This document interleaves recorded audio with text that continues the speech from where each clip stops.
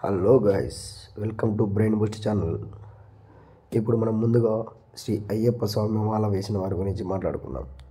అయ్యప్ప స్వామి మాల అంటే చాలా నిష్టగా ఉండాలి. అది మండలం అయితే 41 రోజు, అర్ధమండలం అయితే 21 రోజు. మీరు కావాలంటే 3 రోజులు కావాలన్నా 3 రోజులు వేసుకోవచ్చు, 5 రోజులు కావాలన్నా 5 రోజులు వేసుకోవచ్చు. మేమైతే కొందరు 5 రోజులు వేసుకున్నాం, కొందరు 9 రోజులు వేసుకున్నాం. మేమైతే చాలా నిష్టగా ఉన్నాం.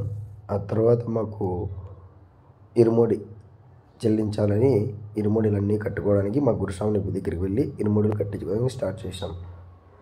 అదే సమయంలో మా గురుస్వామి మాకు అన్నీ చెప్పారు, ఎలా ఉండాలి, ఎలా ఉండకూడదు, ఇరుముడి కట్టాక ఎక్కడ దించాలి, ఎక్కడ దించకూడదు, ఎలా ఉండాలని మా గురుస్వామి అన్నీ చెప్పారు.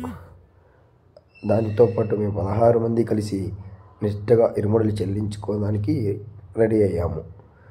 ఇరుముడికి కట్టుకున్న తర్వాత శబరిమలకి వెళ్ళే దారిలో ఈ జర్నీ అంతా జరిగింది.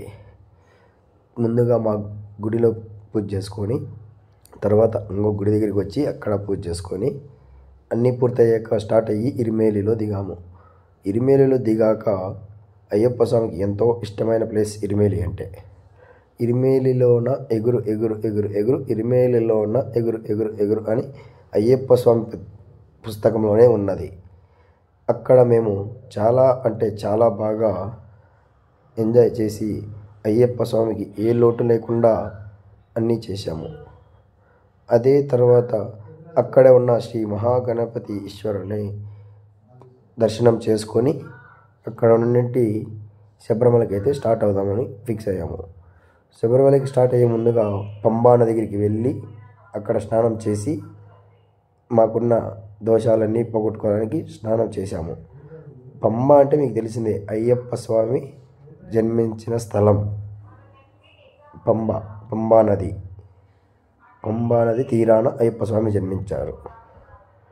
దాని తర్వాత కొండకైతే స్టార్ట్ అయ్యి ఫైనల్గా 18 మెట్టుకుల దగ్గర మేము వెళ్ళి 18 మెట్టుకులు ఎక్కి అయ్యప్ప స్వామిని అయితే చాలా బాగా దర్శనం చేసుకున్నాము.